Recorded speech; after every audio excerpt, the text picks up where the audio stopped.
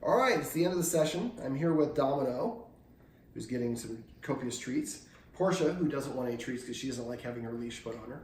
And then we have, who do we have left? Don't tell me, it's going to come to me in a second. Martini, who is in the kennel, and Dad is doing what I did in one of the above videos and letting her out in a very structured way. This is the roadmap to success. Now, these dogs are not together, and I just kind of, part of what I do, and I have, this is not just, I'm not being cavalier and flippant, I have a leash, it's wrapped around my leg, she cannot get to Porscha. I wouldn't do this if I didn't consider that both dogs would be safe. But I want the guardians to see that they can be together, and we already did a couple of exercises with them together. But basically, let's talk about, I think that this is the problem right here. I think Domino is the problem. I think that Domino is basically a dog that doesn't have a lot of rules and structure. She thinks that she's in charge, but I think that Martini thinks that she's in charge, and she's been the oldest dog, and she thinks she's in charge. Now, she's not the aggressor in any way, shape, or form. She just kind of, I think just as she keeps on just coming up to her, and Domino is just like, no, I'm in charge. I think there's some jealousy going on, some other issues. And so basically what we've got to do is we've got to flip the leader-follower dynamic. We started off the session by talking about exercise. The dogs are definitely under-exercised. Yes, talking about you. So basically we want to talk about some of the creative ways of exercising the dogs inside. We talk about using the stairs. Remember, each down up is 1. And the first time you do it with an empty stomach until you know what the maximum number is. Start an exercise journal. Write down the number of up, downs, and the stairs for each dog. Remember, max it out the first time. So keep throwing those treats so the dog wasn't coming and get it. And do this separately with each dog. Oh, she's like, I'm out of here. But that movement didn't provoke a response either. Oh, look at that. And again, that sort of movement, if she was a real aggressive dog, would have created a response. Sit. Yeah, you need a little bit of work too. You're the best behaved dog, but yes, you also need a little bit of motivation. How about a sit? There you go, sit. Remember, anytime you give a treat, the treat should go in the mouth first, and they should hear the command word immediately after. And you're doing very good. She had a little bit of a disagreement when I tried to put this collar on her, but we wrote it out, and we're buddies again, aren't we? Yes, you are. Such a good-looking girl. Yes, you are. She's like, as long as you have treats, you're very attractive to me too, David.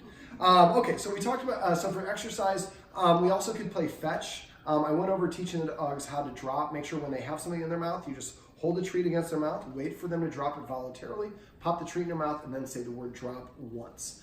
And do this with low-value items. Now, all of the dogs, well, the Frenchies both have a little bit of a resource guarding issue. So I went over in one of the videos above, which I normally only do one, so you guys a little bonus, but basically on how to prevent resource guarding in dogs. Make sure you practice the drop, though. When they have an item, make sure you go over there, touch the nose, get them to the point where you just say drop, and they spit out whatever they have to get that treat. And then what you want to do is do the approach where I have the dog on a leash, we're approaching, we're stopping before the dog stares, throwing a treat at this dog, and then turning and walking away, and eventually get closer and closer and closer. Watch the video above and message me if you have any questions on that. Another game that we can do is scent games. And so yes, we're going to try to come and take this treat, huh? And so scent games, just Google that. There's easy ways to do that. But you should have a variety of these things. Like I said, they're probably going to need to get exercise about every 2 to 5 hours. She's probably going to need less repetitions than her. So maybe we're doing the stairs. Maybe she's like 20 on the stairs, and maybe she's like 7. That's okay. We just need to find out what the maximum number is and then exercise about 50% to a third of that maximum number. Okay, so exercise will help, but it's not going to fix the problem. But speaking of exercise, walking these two dogs together, even if we're just doing it in the house, will work. Now, I showed the guardians how to put on martingale collars and how to add the special twist to the leash to make sure that everything stays good. And that's a good sign for her that she doesn't feel threatened. Otherwise, she wouldn't be comfortable getting this close. Yes, I know you don't like that, so we're going to take this off you. And for her, I'm going to talk about how to do this in a second. There we go.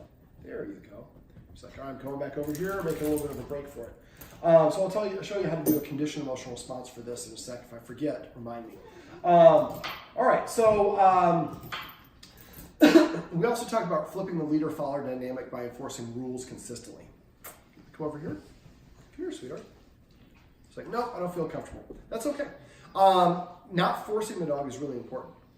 The guardians went to a local dog trainer that practices force and dominance, and fortunately they didn't feel comfortable with it. It's the old way of training. We don't really use that anymore. And so, we've seen a lot of benefits from positive reinforcement here in this session. In order to flip the leader-follower dynamic, I talked about a number of rules that we can incorporate. Excuse me, I'm getting over a cold. One of the rules is not being allowed in the furniture. We're just doing this because it looks better if I have a domino in the shot. But basically, a dog should not be allowed in the furniture for at least 30 days, and probably longer than that. It might be 60, 90 days. And after that period of time, then they can be on the furniture with an invitation per occurrence, and that's a one-time pass. And then eventually we get to the point where the dogs see the furniture is for the humans, and the higher a dog sits, more rank or social status they have. So eventually the dogs will stop trying to do it if you use those X mats. Letter X, M-A-T-S, you probably need about 5 of them for in here, and you probably need a couple for over in the other room. But they really make a big difference because you don't have to police it yourself. It's doing it for you. Yes, where do you think you're going? Yeah, we're not going to do that. That's going to probably choke you. How about here? Well, we get you to come back here. Yes, we like to be force-free. There we go. All right. She's like, but now you're empty. Now I'm going to definitely run for it. All right. So basically, let me see. To enforce the leader-follower dynamic, enforcing rules will help flip the leader-follower dynamic. And so a great way to do that is, let me see, not being allowed in the furniture, not being allowed within, and we also showed how to go to the dog bed on command. So remember, throw 10 treats in a row, and have the other dogs sequestered. Throw a treat, the dog looks it up, we say Maui. And do that about 10 treats in a row, and then when the dog's not looking, throw a treat there and just wait. And when the dog goes over and gets it, then say the word Maui. And then the third way is take the dog over, lead it in, and put a sitter down, and then give it a treat and say Maui. And then that's to get the dog to entice to go there or motivated. After a while, the dog will go there on its own. When it does, then we're going to toss a treat or say the word Maui after it does it on its own. So at first is to entice or motivate to do so, then it's to reward for doing so. While I'm on it, make sure we don't let the dogs in each other's kennels. There was a lot of kennel swapping going on, especially for her. I could see her going in Porscha's kennel and trying to scent mark it, and Porsche doing the same thing. I don't think it's so much for the Porsche side, but it's just inappropriate, so we want to keep her kennel separate for her. Also, 3 separate food dishes, because dogs eat in the order of their rank, and so she should eat, Porsche should eat first, ideally.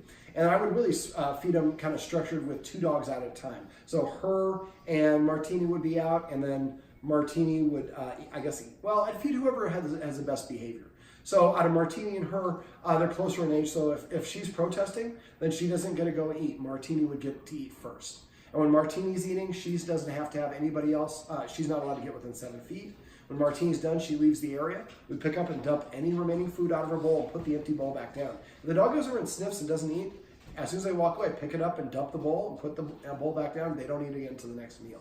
Remember, the human who is feeding them should eat something first, and then feed the dog that's either has the most rank or the dog is giving you the best behavior.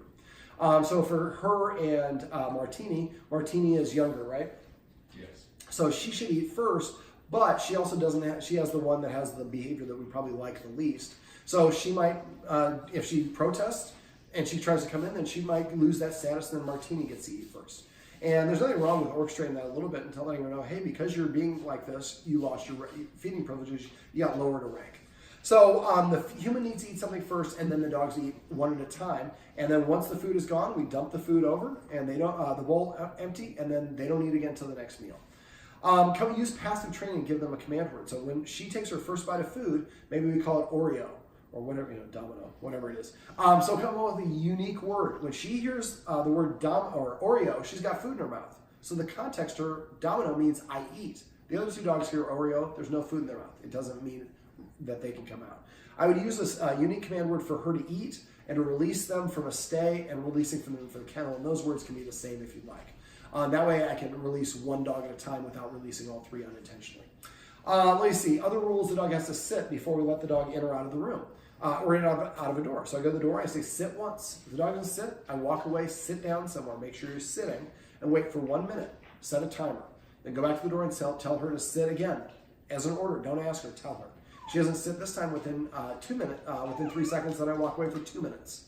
Next time I walk away for 4 minutes, and then for 8 minutes. I keep double length of time, till eventually, when I go over and say sit, she sits down right away. And as soon as she sits down, I pop that door open as fast as I can. That becomes the release, or the reward. Is as soon as I sit, that makes the door open. Eventually, she'll just go sit at the door as her way of saying she'd like to go outside. Now, the guardians should not allow the dogs in the kitchen when they're preparing food, or on the carpet in here if somebody has a food here, or around the dining room table within 7 feet when they have a human who has a high-value item, or a dog that has a high-value item is inappropriate. So as long as you're policing it, the dogs see that they don't have to do it themselves.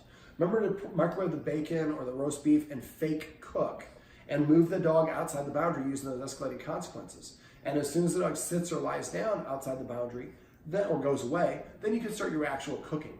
And that way the dog saw it, you kind of help the dog warm up, and then you just kind of continue on your business, and the dog practices not getting in the kitchen. Also, I prefer to not let them run out a door ahead of me or up and down stairs and things along those lines. Also, look for ways to delay gratification, like making them sit before you put the food down, or sitting at the door is another good opportunity, that sort of thing. Yes, you're going to try to come back. I have the martingale collar on you, so I can pull you a little bit more than I normally would. For the martingale, make sure you put the small loop on the spine, then run the leash around the chest. It should be around in both armpits. A lot of people do it in between the legs. Make sure it's go all the way underneath, and then always go through the loop towards the head, and never go through the loop this way. And the correction is to go straight up. And she's kind of pulling forward because I'm pulling back. On a martingale, the correction wants to be a quick tug up, straight up, and then relax. Yes, I know. You give me that dirty look again. All right, so let's see what else. Come here. Come here. There you go. Oh, what a sweetheart. Okay, so let me see, what else? I went over the structured, letting the dogs out of the kennel in a structured way. Remember to do that, and after a while, you'll just get to open the door and they'll just sit down and wait for you to let them come out. And that's, again, a good way to do it so they're not basket cases. Passive training and petting with a purpose. When these dogs all jump up in people's laps, or they jump up on people to demand attention, and the humans pet them, which is why it's reinforced. That's why they do it. So what we want to do instead is, if I want to pet her, tell her to sit, sit. Here, we'll fake it. I don't have any more treats, but we'll fake it. There we go. Sit, sit. And then I pet under the chin whenever possible, and I can pet as much as I want after that. So the dog has to earn their affection. So if she jumps up and I pet her here, I'm telling her that jumping up at me is the best way to ask me for attention. So what I would do instead, if I want to pet her, tell her to sit, and then pet her under the chin and say the word sit once only. And only say sit. Don't say good sit or, oh, what a smart sitter, just sit. And then you can pet her for as much as you want after that. They just have to do something to earn their affection. Now remember, if you come in the room and you see somebody's petting the dog that's standing, you just suspect the person forgot. You say paycheck. That person has to stop petting. Says sit, sit, and then pets and says sit. We pet as long, and then we can explain to the person, no, I did it right, you just missed it. But it's just a gentle reminder. We won't realize how often we pet without a purpose. And remember, even if you want to pet the dogs, still tell them to sit. Now that, she just laid down, I can pet her and say crash. That's what I call passive training. Passive training is what the dogs will eventually start doing with petting with a purpose, is they'll come and sit in front of you to prepay for attention. And as soon as they do, make sure you do recognize them, otherwise they'll go back to jumping up or nudging you. Passive training, though, is waiting for the dog to organically offer you the behavior on their own. So every time that Martini comes, just pet her and say the word come. Every time that Domino sits, pet her and say the word sit. Every time she stretches, pet her and say stretch. Every time she takes a drink of water, say agua. She goes to the bed, we say Maui. So the more that we reward the dog for these desired actions and behaviors, the more that they're inclined to want to offer those. Crash. And so you can do weird things like naming all the toys, or every time they stretch, pet them and say stretch, or whatever it is. But the more that we reward them for the desired action behaviors, the more they're going to start doing those. It also helps the dog, motivates them to do things that we want rather than things we don't want. And it also motivates them to actually feel like they earned their affection as opposed to being given affection. While they like affection, they'll feel better about themselves if they earned it. And the more that you make them sit and do these things, the more they kind of identifying as more of a follower. Remember, don't walk around them. If they're in your way, walk kind of through them. Don't slow down and stop, so the dogs learn when a human's coming, my job is to get out of their way instead of the humans getting out of my way. Let me see. We also went over the escalating consequences, disagree with unwanted actions. Remember to always start with the hiss. And you can do the hiss and the stand up, and the hiss, stand, march all at the same time. But always start with your hiss. Cry, or call that sing. Every time she does that, pet her and say sing. Sing. Sing. So if you do that, and she does that grumbly and that whining, and I mean, actually do that. I taught one of my dogs to grumble. And he does kind of more of a,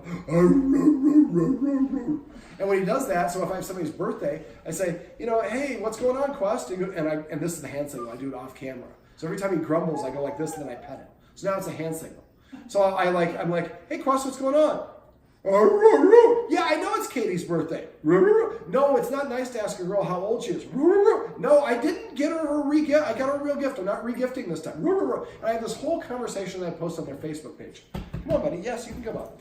And this causes them to, it's just really funny to do. But how would you teach your dog to grumble?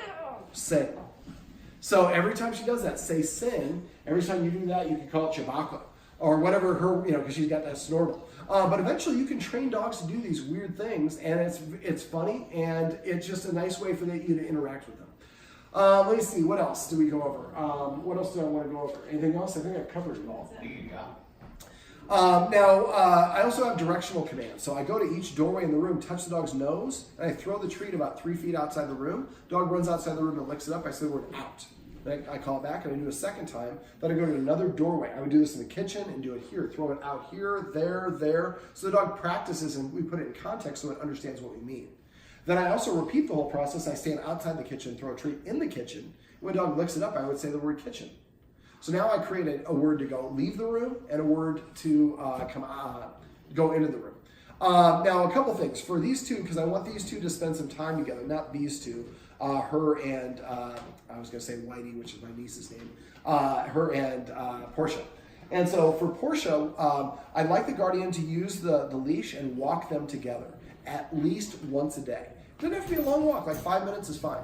But if we get into the habit of them walking together, we want them to have a bonding experience. So neither dog's in front, neither dog's behind, and they both practice seeing each other, smelling each other, watching each other without having any pressure of interacting. And so that'll help her feel good. I'd also like the guardians to get a puppy playpen.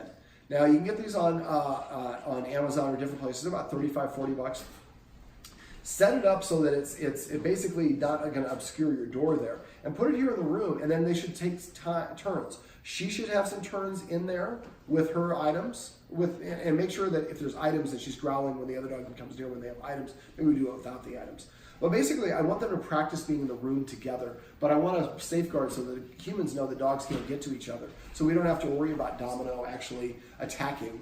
And there we go. So the guardian's doing a great job of one thing I would do a little different, but he was doing a great job of Martini went in Porscha's kennel. And he kind of pulled the dog out. I would have preferred to show the dog I have a treat and drop the treats outside the kennel so the dog leaves the kennel on its own. Again, we want to try to be as force-free as possible. Let me see. Remember not to pet your dogs when they're nervous. If you pet a dog, if she's growling at Porscha and I'm like, it's okay, she's saying, I'm getting parted for growling at Porscha.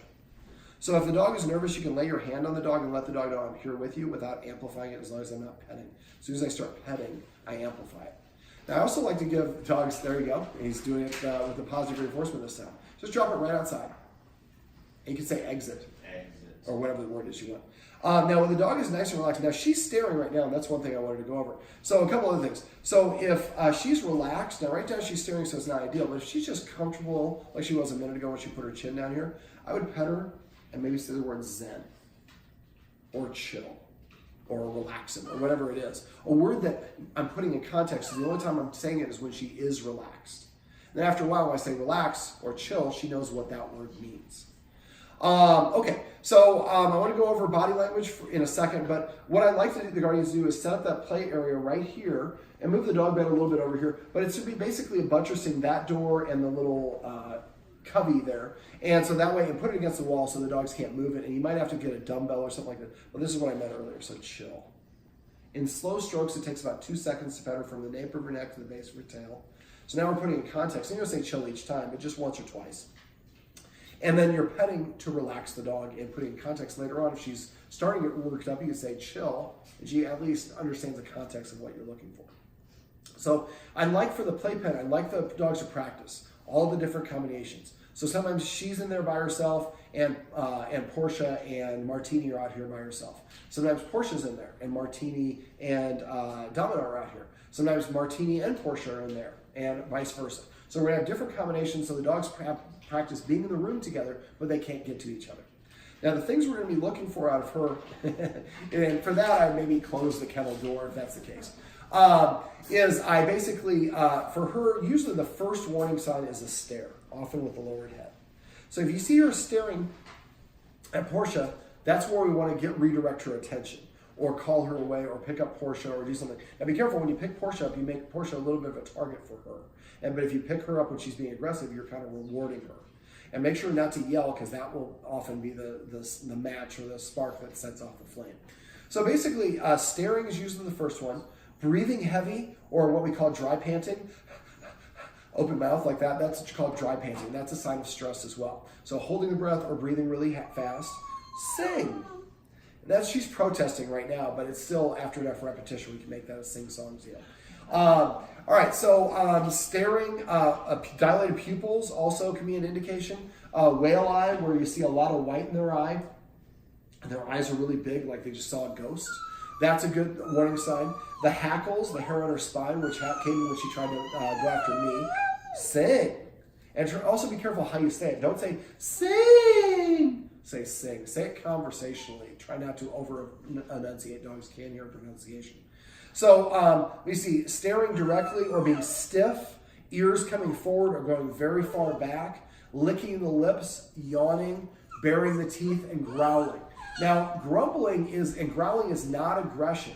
If the dog is growling and saying, I'm uncomfortable at something, if we punish it for growling, they'll say, that's fine. I won't give anyone a warning. From now on, when I get scared, I'll just go straight to a bite. I know I'm telling them. And so we want to make sure that we don't disagree or we don't get upset. If she is grumbling, we want to increase the distance between whatever she's grumbling at and her. Now, I'd like also the garden to go to the green spot and find some different food for her. She's had some food allergy issues, and I'm wondering, because it seems like the fights have happened in conjunction with that happening. So some of these dogs become allergic to things later in life, and so if it's something like that that's going on, that could be a contributing factor. We always want to rule out anything physical when it comes to dog psychology, because just like us, if we have a chronic illness or a pain, that's going to cause us to be distracted. Now, she can see that the dogs are over there trying to get into her kennel, which is why she's being a little bit persnickety. Is there anything else we want to go over? If there is, you forget something, if you forgot to ask something you remember later on when you're watching this, just shoot me a text. If I don't hear from you, I assume that means everything's going great, so make sure you let me know.